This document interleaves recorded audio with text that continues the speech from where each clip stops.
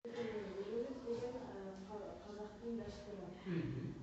Ол жаңағы көрші немесе отбасыға беріледі. Жақсы, отыра ғой. Міне балалар, байқап отырсаңыздар, осы сұрақтардан өздеріңіз байқағандай салт дәстүрлер туралы айтып кетті. Салт дәстүрлер, қандай салт дәстүрлер бар екендігі. Жақсы, енді мына бейнебаянға назар аударайық.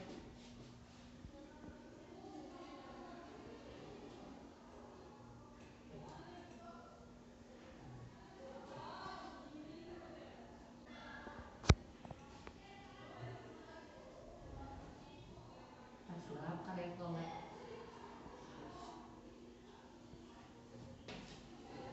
Балалар, не байқадыңдар осы бейнебаяннан? Айта ғой. Бұл бейнебаяннан біз атқа міну дәстүрін көрдік. Жақсы, тағы қазақтың салт дәстүрлерін байқадық, дұрыс айтасыздар. Ендеше балалар, біздің қазақ халқының салт дәстүрлері өте көп.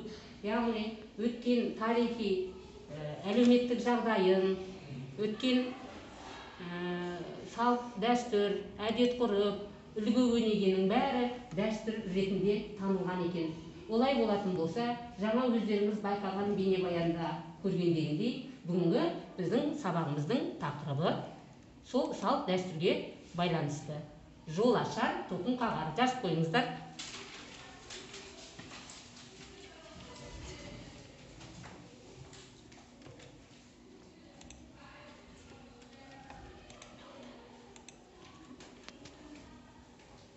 Ойларыңызға не түседі? Жол ашар деген ал айта ғой, Азат.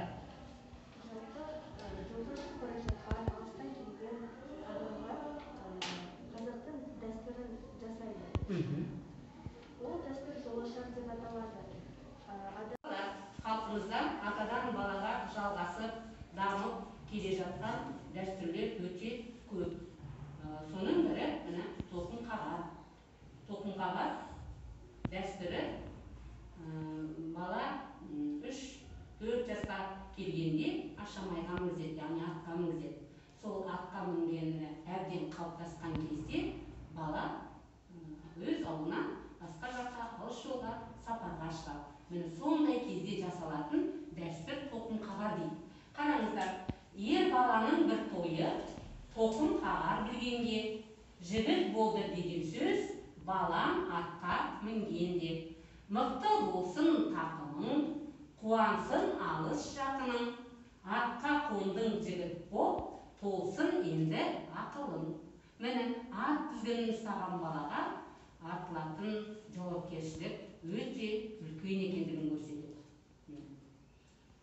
Сол сияқты тоқым қағар дәстүрі мінекей ер азамат алыс жолға шыққанда да жасалады. Онда, яғни ол сапарға аттанған кезде жігіттің тоқымы жерде қалмасын, аман есен оралсын деген мақсатта жасалатын дәстүр осы тоқым қағар екен балалар. Енді біздің тілдік бағытта тақырыбымыз мөлшер істеу. Біз істеудің бірнеше түрін айттық. Мөлшер істеу дегеніміз не? Өзі атынан да біз ереже шығарайық. Қимылдың, іс-әрекеттің шама-шарқын, мөлшерін білдіріп, қанша, қаншама, қаншалықты деген сұраққа жауап беретін істеуді мөлшер істеу дейміз. Біздің қазақ тілінде мөлшер істеулер өте көп. Мысалы, онша, мұнша, соншалық, едәуір, әжептәуір, неғұрлым, сондай өте көп мөлшер істеулері бар. Бірталай, бір қыдыру, талай, біраз деген істеулер, мөлшер істеулері бар. Олай болатын болса, балалар, осы бүгінгі тақырыбымызға байланысты қазір тапсырма орындайық. Сөйлем бар, синонимін анықтау. Мына жерде істеу берілген. Қазір дәптерге сөйлем жазамыз, сосын осы сөйлемнің синонимін бір қатарын анықтаймыз. Бастайық жаңа. Әжептәуір деген сөзге айдар. Тоқым қағарда әжептәуір адам жиналды. Әжептәуір істеуіне синоним сөз бірталай немесе біраз. Бұл қандай сөздің түрі әжептәуір деген?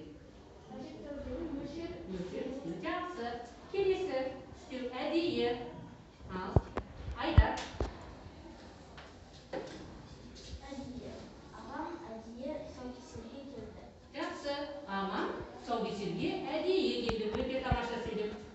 Мұндағы. Әдейі сөзінің синонимі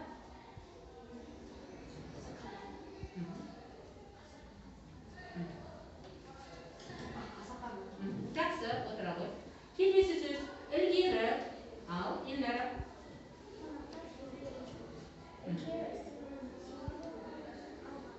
Жақсы, отыра ғой. Үстеулер, үстеудің мағыналық түрлері. Осы үстеулерді сәйкестендірейік. Қана. Ал, кім келеді тақтаға? Елдар. Оқи ғой бірінші.